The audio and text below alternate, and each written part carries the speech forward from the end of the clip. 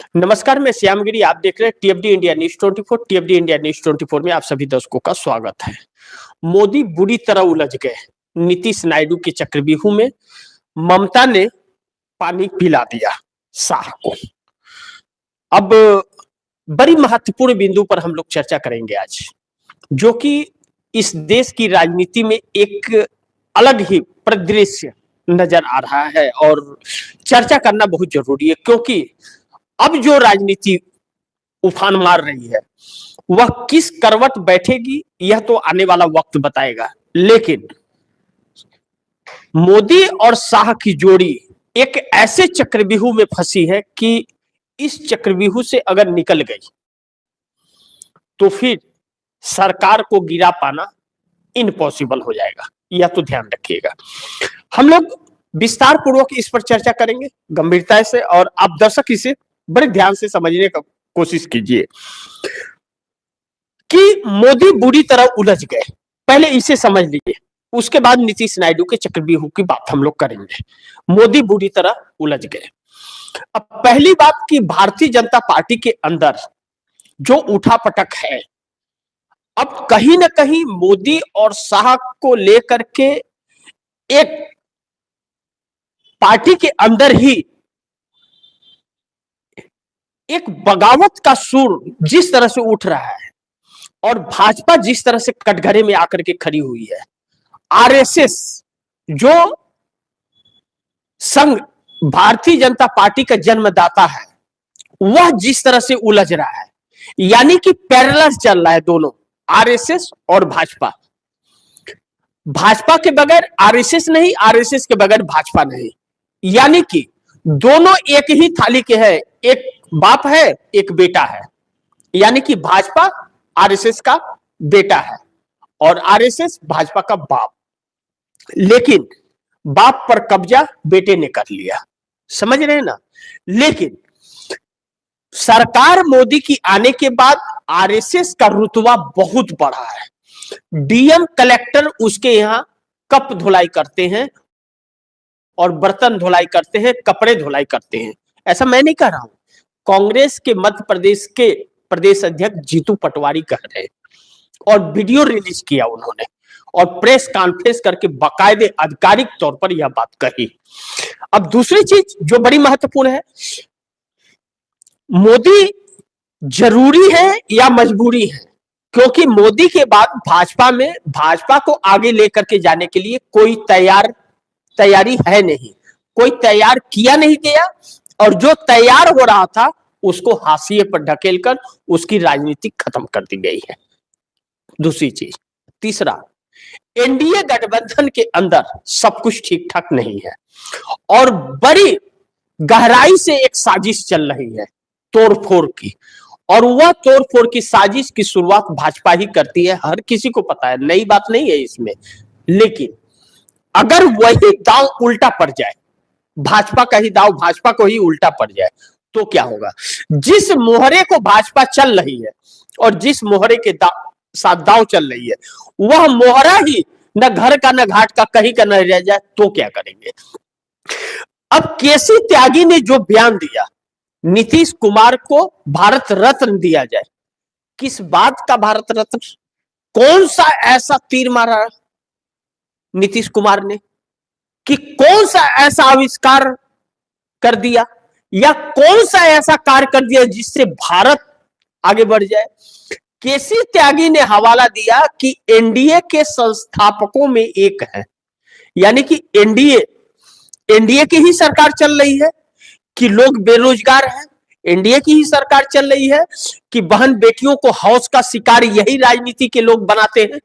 इसके बड़े बड़े वीआईपी अपने आप को कहते हैं, वीआईपी कहते हैं, यानी कि बहुत रुतबा है उनके पास में, लेकिन चरित्र हवस का शिकार बहन बेटियों को बनाते हैं। पता नहीं अपनी बहन बेटियों को बना रहे होंगे, मैं नहीं जानता, लेकिन दूसरे के बहन बेटियों को अगर अपना बहन बेटी ना समझे तो वह वीआईपी काहे का, खाक का। तो अब यह चीजें जो है एक आक्रोश का कारण देश में बन गई है।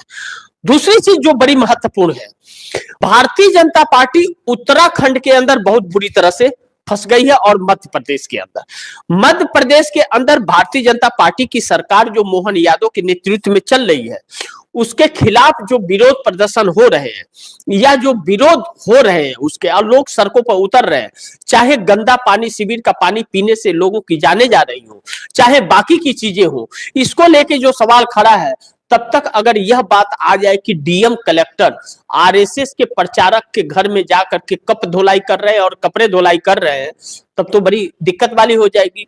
जीतू पटवारी कांग्रेस के प्रदेश अध्यक्ष ने कहा कि चड्ढी पहन लो आरएसएस का। कलेक्टर एक जो है या डीएम देश का जो जिले का मालिक होता है, वह आरएसएस के प्रचारक के घर क्यों जा रहा है? कौन सी ऐसी बात है कि उससे डायरेक्ट बात करना है? वह दफ्तर नहीं जा सकता, उसे आना पड़ रहा है, क्यों? इससे पता चलता है कि आरएसएस की पैठ ब्यूरोक्रेसी के अंदर किस हद तक है। और वह डीएम या कलेक्टर, चाहे एसपी, चाहे असिस्टेंट पुलिस सब कमिश्नर जो भी है या आईजी जो भी है, वह कितना जनता के लिए काम करेंगे, इससे यह पता चलता है। जीतू पटवारी ने यह चीज कही। लेकिन उत्तराखंड के अंदर अंकिता भंडारी पर जो धामी ने कह दिया था कि मैं अंकिता भंडारी के माता पिता से मिला हूं, मैं सीबीआई जांच करूंगा, उनसे बात करने के बाद मैंने फैसला कर लिया, लेकिन उसमें जब खोट हो और उसके खिलाफ फिर जनता हो जाए, सरकार उसमें षड्यंत्र रच रही हो, तो फिर सरकार बैकफुट पर आकर के खड़ी हो जाती है। उत्तराखंड में पुष्कर सिंह धामी सीएम ने यही काम किया। अब जनता के आक्रोश का कारण बन रहे हैं। सीएम से लेकर के पीएम तक सवालों के कटघरे में आकर के खड़े हो गए हैं, जो बड़ी मुश्किल में डालने वाला है। लेकिन दूसरी तरफ ममता बनर्जी ने मोदी सरकार को हिला करके रख दिया है। शाह को लेकर के जो बयान दिया है ममता बनर्जी ने, और जो ममता बनर्जी ने यह कहा कि हमारे पास पेन ड्राइव है, भारतीय जनता पार्टी के अंदर एक भूकंप सी परिस्थिति मच गई है। अफरा तफरी वाला माहौल है। शुभेंदु अधिकारी जो तृणमूल कांग्रेस के ही नेता थे, 2021 में वह भारतीय जनता पार्टी में जाकर के मिल गए। और शुभेंदु अधिकारी विपक्ष के नेता है पश्चिम बंगाल के। शुभेंदु अधिकारी ने कहा कि 72 घंटे का अल्टीमेटम देता हूं ममता बनर्जी को कि वह हमें सबूत पेश करें, बताएं, हमें दिखाएं, अन्यथा मैं कार्रवाई करूंगा। और लीगल नोटिस उनको भेजा गया है ममता बनर्जी को।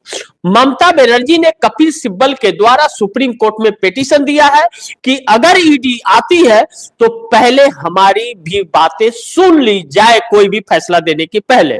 और भारतीय जनता पार्टी किसी भी कीमत पर पश्चिम बंगाल के अंदर राष्ट्रपति शासन लगा करके ममता बनर्जी को गिरफ्तार करने की साजिश रच रही है। इस तरह की चर्चाएं चलने लगी हैं। कपिल सिब्बल ने भी प्रेस कॉन्फ्रेंस करके भारतीय जनता पार्टी को सवालों के घेरे में रखा है और ईडी को लेकर के जो बयान दिया है कि ईडी अपने आदतों से बाज नहीं आ रही है, वह ब्यूरोक्रेसी नहीं सरकार की दलाल बन गई है। यह बात अगर कहता है कोई एक वरिष्ठ वकील, जो माना जाना वकील हो सुप्रीम कोर्ट का, जिसका हर कोई सम्मान करता हो, तो सवाल यानी कि गंभीर है। ऐसे में केसी त्यागी को हटाया जाना, नीतीश कुमार की तरफ से केसी त्यागी को कहा जा रहा है कि अब हटा दिया गया है। केसी त्यागी जो बहुत वरिष्ठ नेता जेडीयू के थे, नीतीश कुमार के पार्टी के, और केसी त्यागी का बयान अब नीतीश कुमार उस पर एक्शन मोड में है। लेकिन जेडीयू के राष्ट्रीय प्रवक्ता से केसी त्यागी को नीतीश कुमार ने हटा दिया था। राजीव रंजन इस वक्त राष्ट्रीय प्रवक्ता जेडीयू के हैं। राजीव रंजन से जब पूछा गया केसी त्यागी को लेकर के, तो राजीव रंजन ने तो यहां तक कह दिया, जो राष्ट्रीय प्रवक्ता आधिकारिक प्रवक्ता है नीतीश कुमार के, उन्होंने कह दिया कि केसी त्यागी जेडीयू में है भी या नहीं, यह भी नहीं पता है।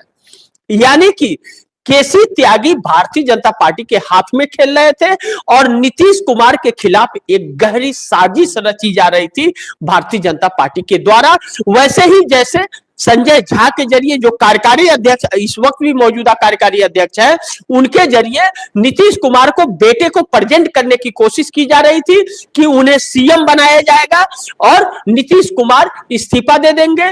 गोदी मीडिया ने जो खबर चलाई थी, नीतीश कुमार जब दिल्ली आए थे, दिल्ली से पटना पहुंचे भी नहीं थे कि गोदी मीडिया ने ब्रेकिंग चलाना और डिबेट करना शुरू कर दिया कि नीतीश खरवास के बाद इस्तीफा देंगे, भारतीय जनता पार्टी का सीएम होगा बिहार में। उसके बाद नीतीश कुमार के बेटे निशांत कुमार का नाम आना, नीतीश कुमार को गवारा न हुआ और गुस्सा से गए। और अब खरवास खत्म होने वाला है, इसको लेकर के खरमंडल पड़ गया है, तोड़फोड़ की कोशिश जारी है। नीतीश कुमार खेल की तैयारी में है, कौन किसको मात देगा आने वाला वक्त बताएगा। लेकिन नीतीश कुमार जो सहमात का खेल खेल रहे हैं, उसमें भारतीय जनता पार्टी बीच में फंस गई है, ऐसे चक्रव्यूह में कि निकलना इसके लिए बहुत मुश्किल हो रहा है। दूसरी तरफ चंद्रबाबू नायडू अब मानने और मनाने के दौर से आगे निकल चुके हैं।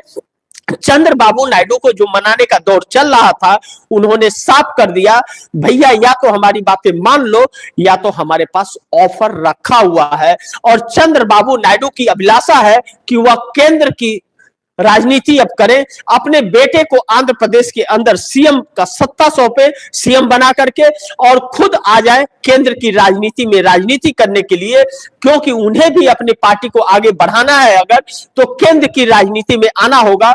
और वह केंद्र की राजनीति में एक ग्रैंड एंट्री मारना चाहते हैं।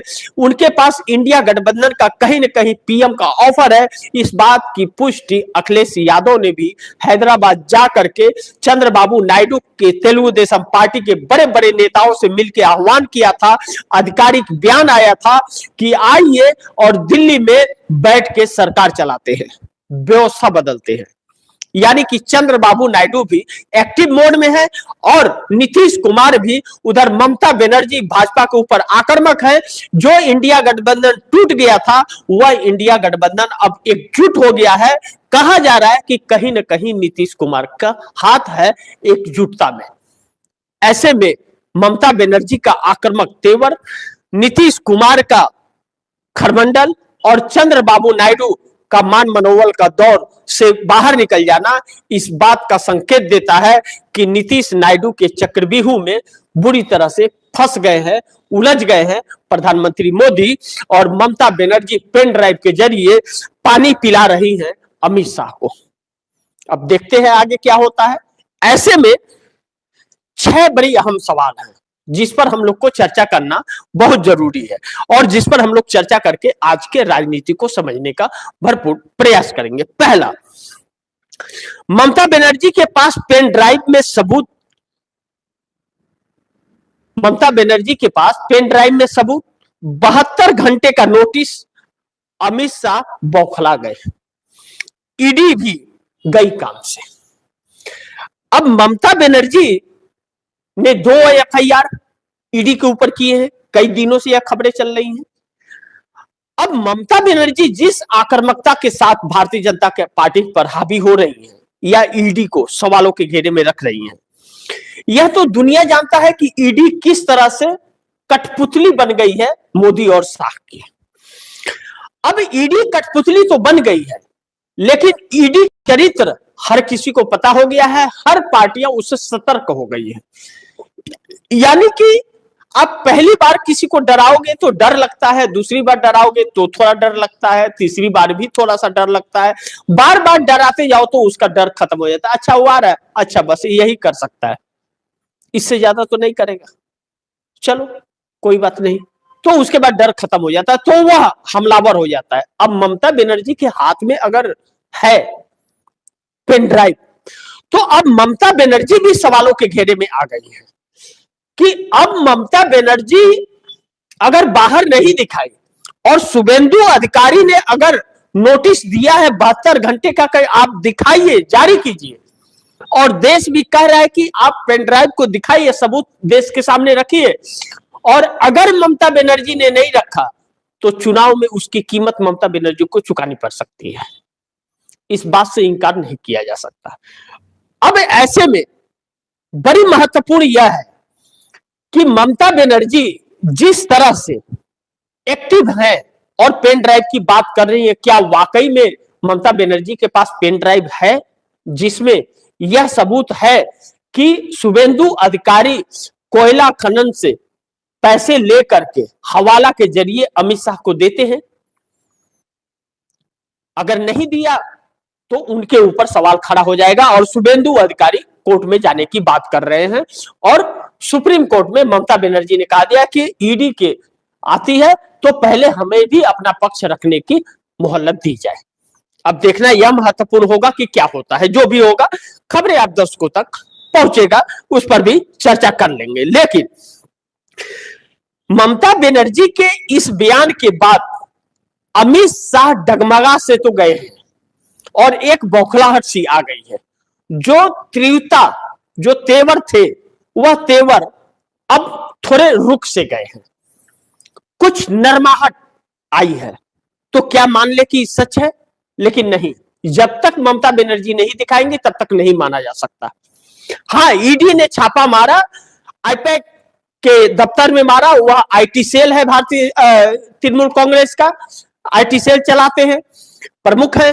लेकिन ममता बनर्जी की चुनावी रणनीति भी वह बनाते हैं। अब ऐसे में ममता बनर्जी ने लैपटॉप, फाइल सब कुछ छीन करके यह आरोप लगाया कि पार्टी की रणनीति का फाइल चोरी करने आए थे। एफआईआर तो दर्ज हो गया, सुनवाई होगी, देखते हैं क्या होता है। लेकिन दूसरी तरफ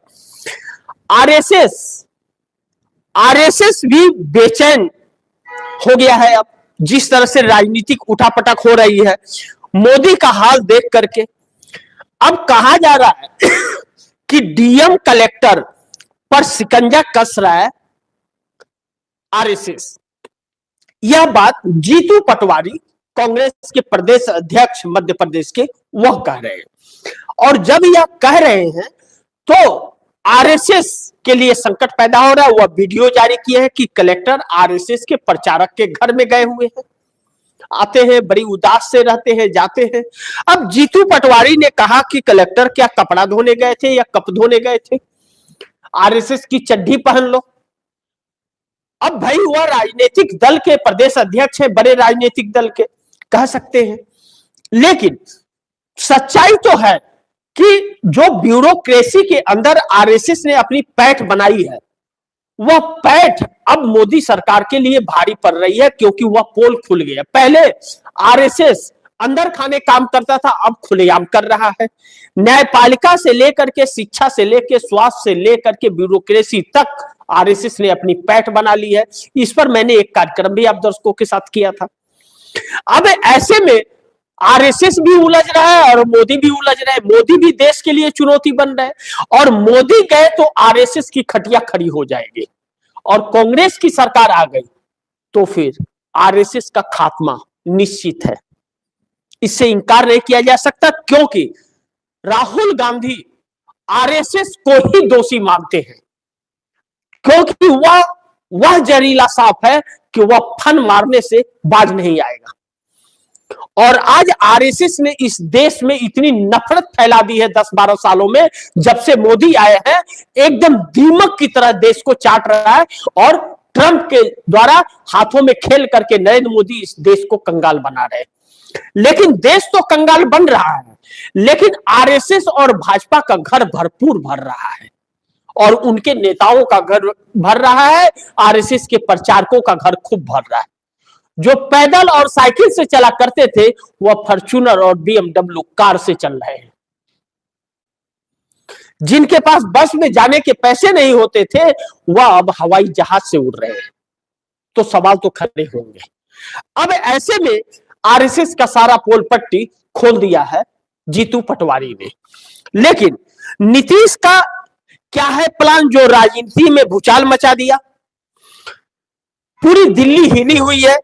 बीजेपी के खिलाफ जेडीयू में एक गुस्सा भर गया है।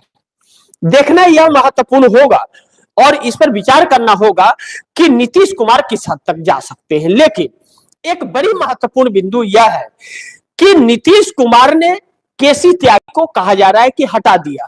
अभी इसकी पुष्टि नहीं हुई है, लेकिन जब पुष्टि होगी तो आप दर्शकों के सामने मैं वह खबर भी लेकर के आऊंगा। अब ऐसे में केसी त्यागी ने जो बयान दिया नीतीश कुमार को लेकर के कि नीतीश कुमार को भारत रत्न दिया जाए, इसको लेकर के केसी त्यागी के खिलाफ जेडीयू ही खड़ी हो। इसके पहले गिरिराज सिंह ने भी यह बयान दिया था कि नीतीश कुमार को भारत रत्न दिया जाए, लेकिन केसी त्यागी ने विवरण में यह कहा है कि नीतीश कुमार एनडीए के संस्थापक रहे हैं, तो एनडीए के संस्थापक रहे तो इनको दे दिया जाए भारत रत्न।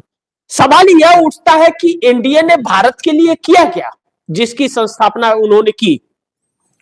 एनडीए की सरकार अटल बिहारी वाजपेयी के वक्त जो 5 साल चली वह तो मान लेते हैं ठीक ठाक संस्कारी रूप से चली, लेकिन ऐसा क्या काम किया।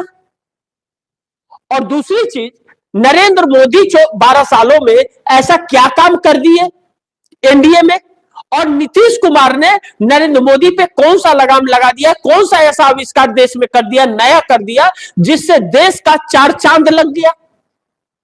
बल्कि चाइना 4000 स्क्वायर किलोमीटर जमीन हमारा कब्जा कर लिया, राहुल गांधी के कहे अनुसार, सुब्रमण्यम स्वामी के कहे अनुसार, और नरेंद्र मोदी कहते हैं कि न कोई आया है न कोई आएगा। ट्रंप के हाथों की कठपुतली बन गए हैं नरेंद्र मोदी। ट्रंप 500% टैरिफ लगाने की धमकी देता है, शेयर मार्केट कंगाल हो रहा है, देश लूट रहा है, और मोदी के मुंह में दही जमा हुआ है, चुपचाप बैठे हुए हैं। एनडीए गठबंधन ने कौन सा काम कर दिया। 10 बार पलटी मार चुके हैं नीतीश कुमार, 11वीं बार पलटी मारने की तैयारी है, और वह भी 11 बार पलटी अगर मारेंगे तो अपनी कुर्सी के लिए। नीतीश कुमार 20 साल से सीएम है, 25वें साल में प्रवेश किया है उन्होंने, अब 21वें साल में है, 25 साल तक रहेंगे, रहने का उनका वो है, मंशा है कि 5 साल हम 25 से 30 सीएम रहे, और उन्हें भाजपा हटाना चाहती है। यानी कि भारत रत्न दे करके नीतीश कुमार को दरकिनार करना चाहती थी, इसीलिए केसी त्यागी को मोहरा बनाया। इस बात का विरोध जेडीयू में हो गया और नीतीश कुमार गुस्से में आ गए। अचानक तोड़फोड़ की खबरें आने लगी बिहार से कि भारतीय जनता पार्टी भी तोड़फोड़ में लग गई और जेडीयू भी तोड़फोड़ में लग गई। 18 की बात भारतीय जनता पार्टी की आई तो नीतीश कुमार की तरफ से भी 18 की बात आई कि जेडीयू भी 18 लोगों को तोड़फोड़ में लगी है, लेकिन तोड़ जेडीयू नहीं है या भाजपा, यही अभी तक क्लियर नहीं है। लेकिन 18 का खबर निकल पड़ा, चर्चाएं चल पड़ी। अब ऐसे में अगर एनडीए गठबंधन के अंदर टूट फूट हो रही है तो या तो नीतीश की पार्टी टूटेगी या तो भाजपा या चिराग की टूटेगी। लेकिन भाजपा की अगर टूटेगी तो वह जाएगी, 18 अगर विधायक जाते हैं तो उनकी सदस्यता चली जाएगी, तो इसका मतलब है कि चिराग पासवान की पार्टी टूटेगी, और चिराग पासवान के पास 19 ही विधायक ही है।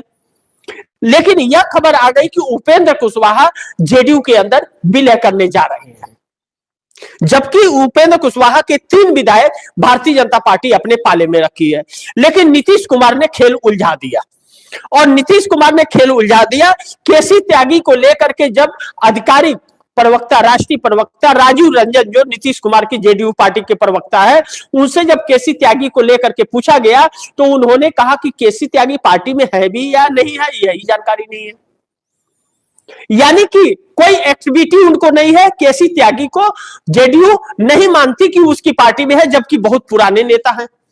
लेकिन केसी त्यागी के बेटे भारतीय जनता पार्टी में हैं।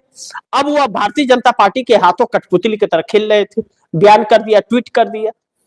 अब वह पड़ गए लेने के देने, सिर्फ एक सदस्य के रूप में वह थे जेडीयू के अंदर। अब नीतीश कुमार निकाल रहे हैं, क्या कर रहे हैं, जो खबर आएगी आप तक पहुंचाऊंगा। लेकिन बहुत बड़ा फैसला नीतीश कुमार लेने जा रहे हैं। बिहार के अंदर आरसीपी सिंह, चाहे वह मनीष वर्मा हो, चाहे वह उपेंद्र कुशवाहा हो, या सब घर वापसी करते हुए नजर आ रहे हैं। यानी कि जेडीयू मजबूत हो रही है, और अगर सिंगल लार्जेस्ट पार्टी बनने की तरफ नीतीश कुमार बढ़ चले हैं, इसका मतलब भारतीय जनता पार्टी की खटिया खड़ी है, इससे इंकार नहीं कर सकते। और नीतीश कुमार की बातों पर इसलिए भी मुहर लगती है क्योंकि एक तरफ ममता बनर्जी आक्रामक है, लेकिन ममता बनर्जी फंसती भी नजर आ रही है। अगर उन्होंने पेन ड्राइव का खुलासा नहीं किया तो उनको नोटिस दे दिया गया है कि 72 घंटे का नोटिस है, आप जारी कीजिए सबूत, अन्यथा हम सुप्रीम कोर्ट जाएंगे, कार्रवाई करेंगे कानूनी। तो भारतीय जनता पार्टी ईडी के ऊपर काम में हस्तक्षेप डालने के ऊपर भी केस कर रही है। इस पर भी हाई कोर्ट गई हुई है ईडी, सुप्रीम कोर्ट जाने की बात कही जा रही है। अब ऐसे में ममता बनर्जी की गिरफ्तारी पर भी तलवार लटक रही है। ममता बनर्जी निकल जाएंगी या भाजपा फंस जाएगी, नीतीश सरकार गिरा देंगे या नीतीश चक्रव्यूह में फंसा देंगे मोदी को, यह आने वाला वक्त बताएगा। लेकिन बिहार में बहुत बड़ा खेल होने जा रहा है खरवास के बाद, इस बात से इनकार नहीं कर सकते। अब ऐसे में चंद्रबाबू नायडू भी मोदी पर भरोसा विश्वास नहीं कर पा रहे हैं और चंद्रबाबू नायडू को भी जो मान मनोबल का दौर चल रहा था, चंद्रबाबू नायडू ने भी मानने से इनकार कर दिया।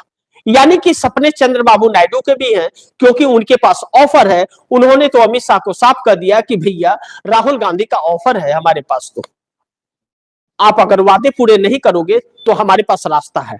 लेकिन अगर बिहार में इस तरह का वो चल रहा है, खरमंडल चल रहा है और नीतीश कुमार ने फैसला कर लिया, तो चंद्रबाबू नायडू डेडलाइन का इंतजार नहीं करेंगे और मोदी सरकार को बड़ा झटका लग जाएगा।